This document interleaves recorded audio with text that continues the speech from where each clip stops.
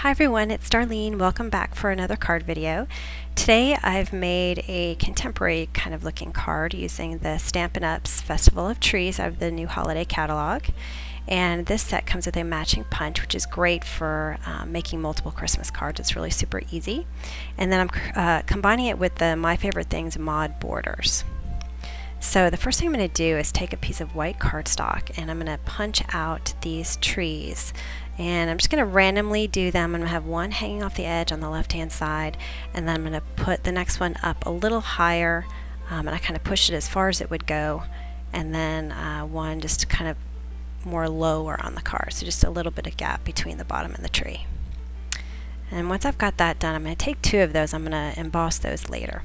But I'm going to take my stamp, and I'm using Real Red by Stampin' Up, and I took a piece of Neenah cardstock.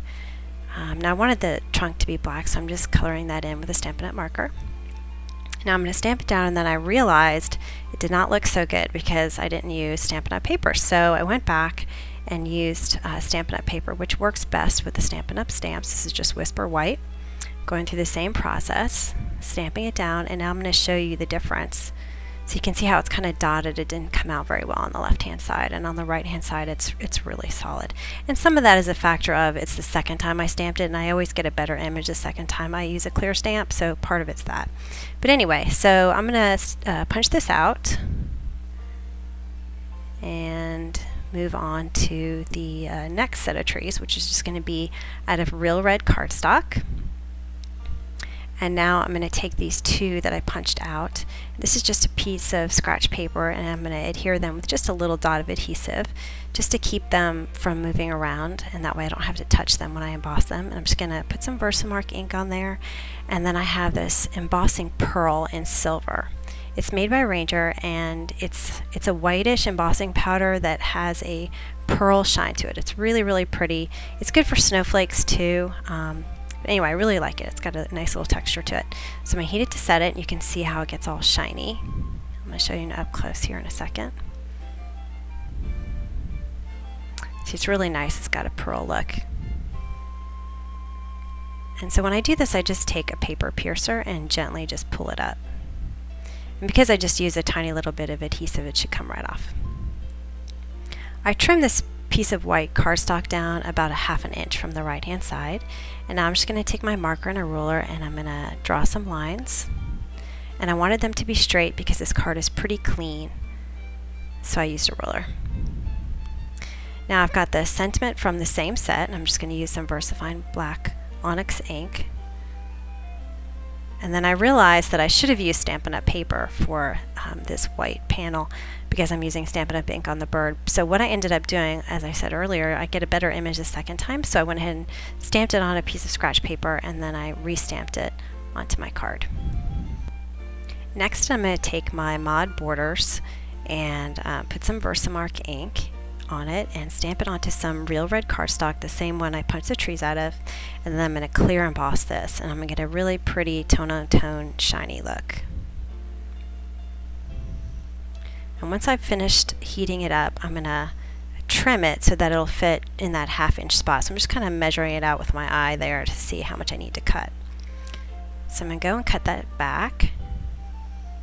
And notice it's a little bit longer than the length of my card, which is 4 1/4. That way I can trim it off, and I know it's going to line up exactly right at the edge.